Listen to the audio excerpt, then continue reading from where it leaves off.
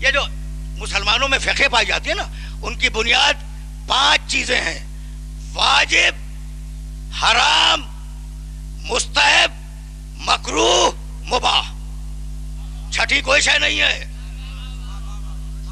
یعنی دنیا میں تم جو بھی کام انجام دیتے ہو ان 5 چیزوں کے دائرے میں ہوتا ہے، اس سے باہر نہیں ہوتا. واجب کیا ہے؟ واجب کیا ہے؟ کرنا ضروری، چھوڑنا حرام، وہ واجب ہے. کرنا ضروری، چھوڑنا حرام، وہ واجب ہے. تو اب حرام کیا ہے؟ چھوڑنا ضروری، کرنا حرام. دیکھو کس طریقے سے فقہ اسلام کو مرتب کیا گیا ہے. واجب کرنا ضروری، چھوڑنا حرام. حرام چھوڑنا ضروری، کرنا حرام. مستحب کرو تو اچھا ہے، چھوڑ دو تو حرج نہیں ہے. مکروہ نہ کرو تو اچھا ہے، کر لو تو کوئی حرج نہیں ہے. دیکھ رہے ہو نا؟ مباح، واجب، حرام، مستحب، مکروہ. مباح چاہے کرو چاہے نہ کرو. تو یہ کس نے کہا چھوڑنا ضروری ہے؟ بھائی توجہ رہے، یہ کس نے کہا کہ چھوڑنا ضروری ہے؟ یہ کس نے کہا کہ کرنا ضروری ہے؟ یہ کس نے کہا کرو تو اچھا ہے، چھوڑ دو حرج نہیں ہے؟ کس نے کہا چھوڑو تو اچھا ہے، کرو تو حرج نہیں ہے؟ بھائی یہ ساری بنیادیں رضا الہی پر ہے. اگر وہ راضی ہے تو واجب ہے، اگر وہ ناراض تو حرام ہے. کہ یا ایھا الناس انا خلقناکم من ذکر و انثی وجعلناکم شعوبا وقبائل لتعارفوا ان اکرمکم عند اللہ اتقاکم. ایک مرد اور ایک عورت سے سب پیدا ہوئے ہو، اور ہمارے نزدیک بڑائی کا معیار دولت نہیں ہے، بڑائی کا معیار اقتدار نہیں ہے، بڑائی کا معیار رنگ نہیں ہے، بڑائی کا معیار نسل نہیں ہے. ہماری نگاہ میں بڑائی کا معیار فقط تقوی ہے. پہنچ رہی ہے نا بات؟ جو نیکی کریں وہ متقی ہیں.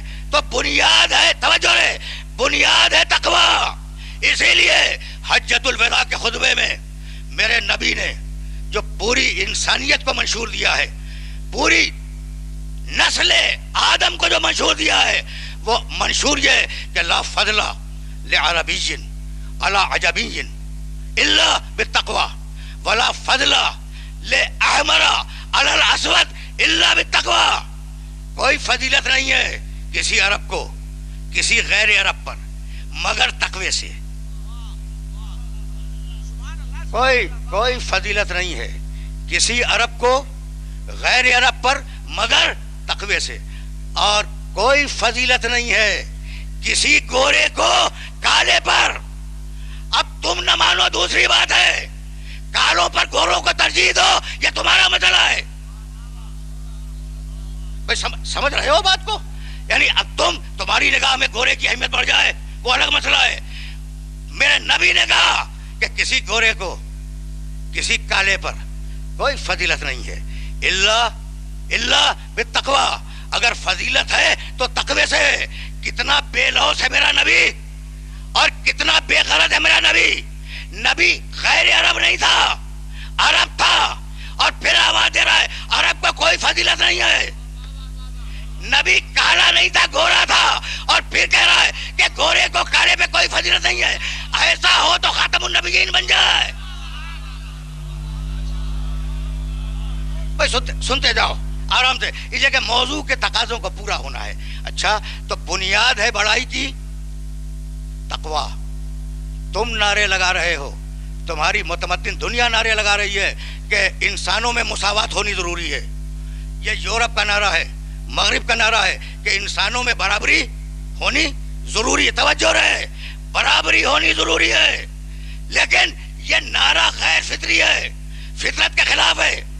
غریب چاہے گا کہ میں امیر کے برابر ہو جاؤں، امیر نہیں چاہے گا کہ میں غریب کے برابر ہو جاؤں. غیر فطری باتوں پر آدمیت کی بنیادیں رکھ رہے ہو، غیر فطری باتوں پر انسانیت کی اساس قائم کر رہے ہو. تو غریب چاہے گا کہ میں امیر کے برابر ہو جاؤں، امیر نہیں چاہے گا کہ میں غریب کے برابر ہو جاؤں. جاہل چاہے گا کہ میں عالم کے برابر ہو جاؤں، عالم نہیں چاہے گا کہ میں جاہل کے برابر ہو جاؤں. یہ غیر فطری ہے. لیکن فطرت یہ ہے کہ ہر چاہے گا، ہر انسان چاہے گا کہ میں اللہ سے قریب ہو جاؤں. اسی قرب کا نام تقویٰ ہے.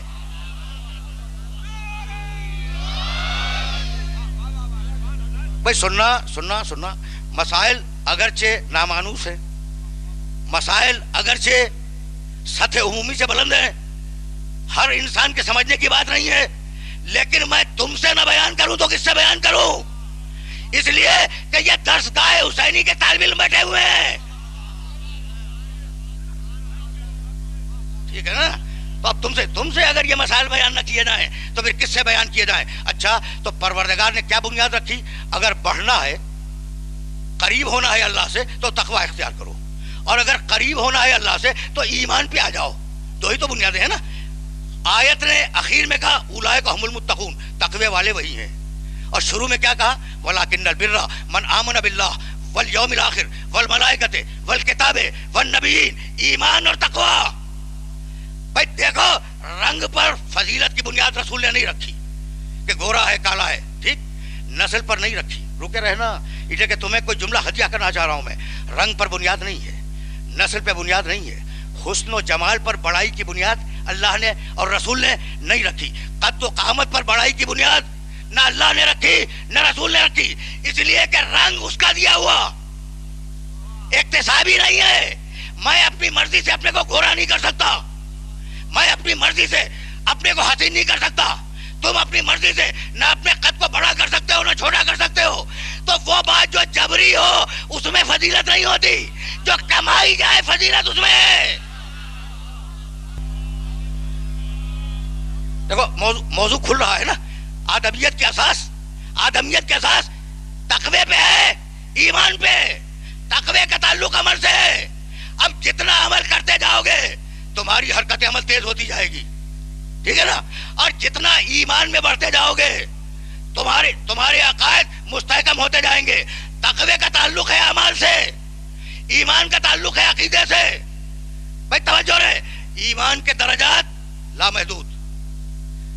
میرا ایک ایمان ہے، ایک سطح ہے میرے ایمان کی، ایک لیول ہے، ٹھیک ہے نا. تمہارا ایمان اس سے بڑا ہے. اچھا اس کا ایمان تم سے بڑا ہے، اور اس سے بڑا کوئی اور ایمان ہے. چلے جا رہے، لامحدود ہے ایمان کے درجے. ایمان کی سیڑھیاں لامحدود ہیں، آگے بڑھتے جاؤ.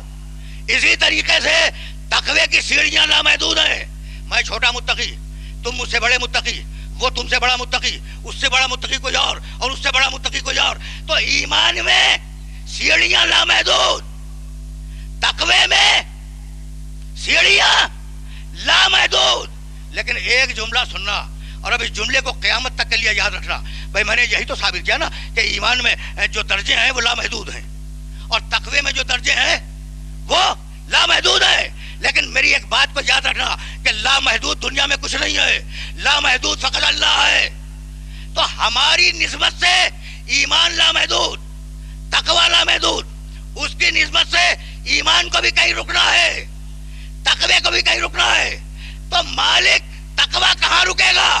کہاں؟ وہاں رکے گا جہاں امام المتقین بن جائے.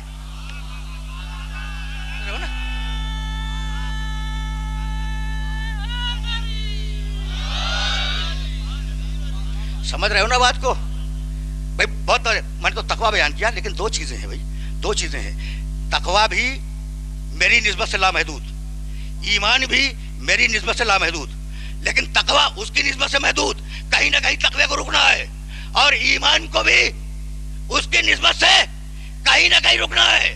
تو مالک تقوی تو رک گیا امام المتقین پہ جا کر، اب ایمان کہاں رکے گا؟ کہا اسی دن کے لیے میرا نبی خندق میں کہہ گیا ہے برد الایمان کلہ الی الکفر کلہ.